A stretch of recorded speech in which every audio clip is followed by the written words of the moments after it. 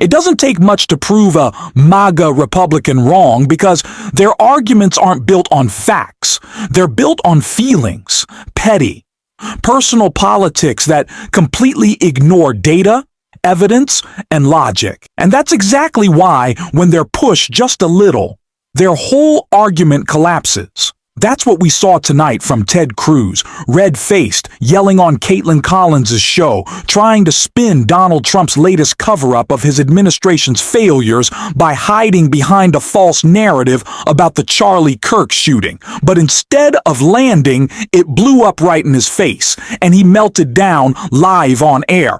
We're gonna break all of it down. But before we do, if you're enjoying this channel, make sure to hit that like button, subscribe if you haven't already, and help support the work we're doing here. Now, before we get into the nonsense Ted Cruz was screaming, I want to start with someone actually addressing the real issue. Governor Tim Walz remembering his friend Melissa Hortman and calling out this administration's complete lack of empathy, care, or action. Was a close friend of yours. She's featured heavily in your announcement video. She's clearly been top of mind for you as you've rolled out your re-election campaign. And I just have to start by asking you what went through your head, what went through your mind when you heard those remarks from Donald Trump in the Oval Office yesterday? Well, Jen, it's good to see you, and thank you for asking. It's been pretty traumatic in Minnesota, and I think Minnesotans, certainly every Minnesotan knows Melissa Hortman's name, and most decent people do. What goes through my mind is nothing surprises me. There's no compassion, there's no empathy in this man, and there's no sense of governing for the whole country. We had a horrific act of political violence and the loss of an exceptional human being, a mom. It's hard to explain to people, and it gets reduced to a footnote, this beautiful life, this big life, Melissa Mark, Gilbert, Melissa, she fostered and helped train service dogs, and Gilbert failed, and she told me on a wink that she said, I want him to fail so he could stay with us. And just a decent person, and probably one of the most skillful legislators I've ever worked with. Minnesota's a better state that got massive things done to improve people's lives, and you just see, you know, the disrespect and how easy that rolled off his tongue, yet we're supposed to believe that they're definitely concerned about political violence. And you see the vice president, you know, go on a podcast, it's government by podcast, to just lie and to bring hate. And they're not interested in solving this. We in Minnesota are. And I said today, announcing that I was going to run again, look, I don't think I have any, you know, you don't have a right to stay in these jobs, but I'm proud of the work we did together. I'm proud of Melissa's legacy. And I think right now, as you said, folks are standing up, and brave folks, teachers standing up for their students who bring their full selves to their classrooms. We had doctors here who patched up little bodies after they were shot with assault rifles and stood up and said, damn it, do something about this. We're tired of patching them up. Get rid of these things. And all across this country, you got people pushing back, and you've got a president that sees the presidency as his personal kingdom and a revenge tour. He's doing nothing to improve people's lives. Insurance costs are at a 15-year high. We see electricity costs going up. He's not fixing anything for anyone, and it's all smoke and mirrors. So I think when people see this, and I appreciate you asking about Melissa, I think there's a steeled resolve in Minnesota that we're done with this. 2 weekends in a row, we've gone to memorial services for an 8- and 10-year-old to hear about these beautiful lives.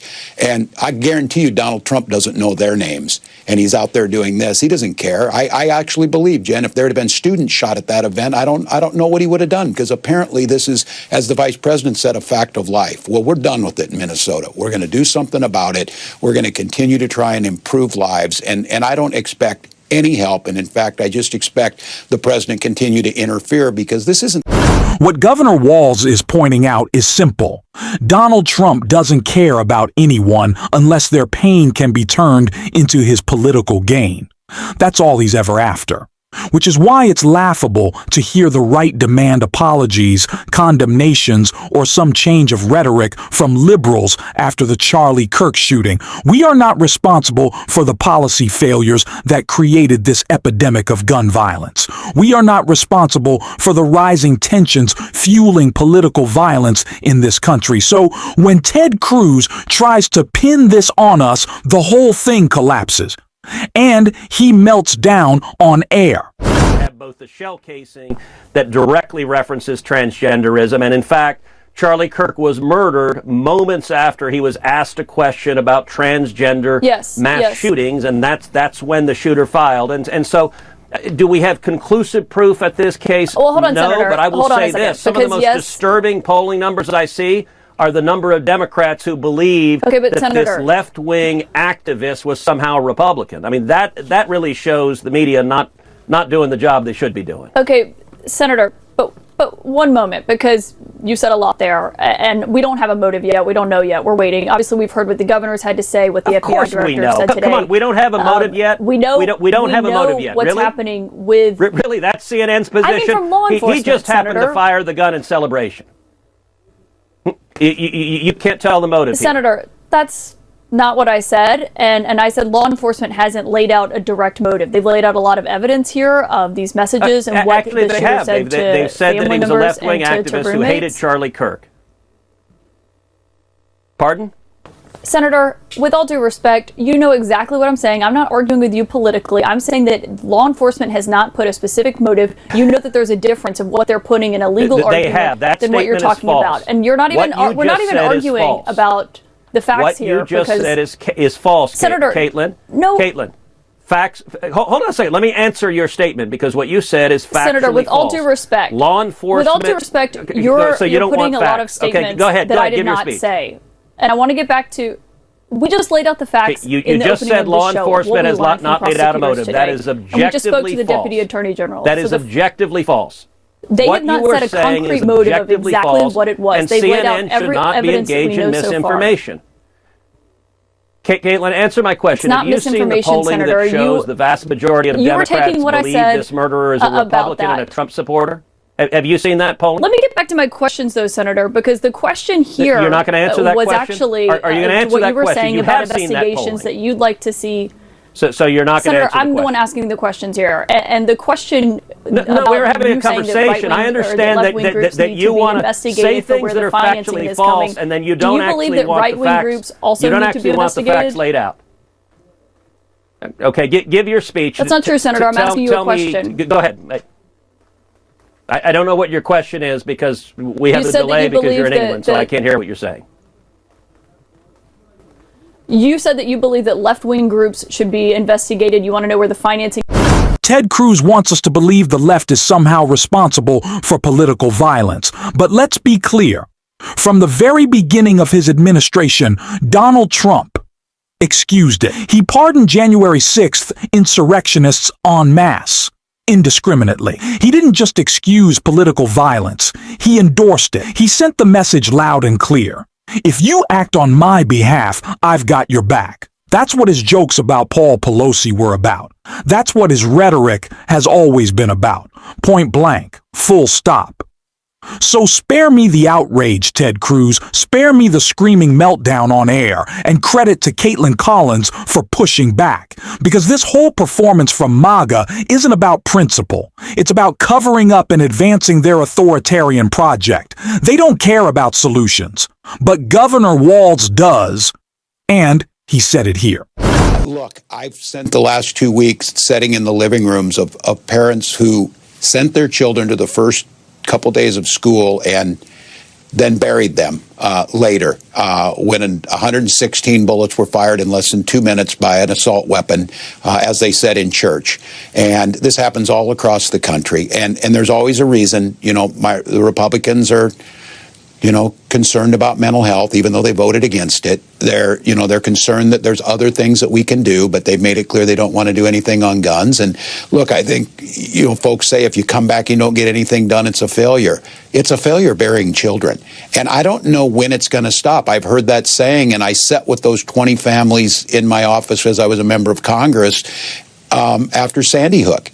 And people said, once we've decided that we're not going to move anything after we shoot children, then that debate is over. I refuse to believe that. I'm a gun owner for a long time. I had the support of the NRA when they were still somewhat normal before they advocated for anything goes.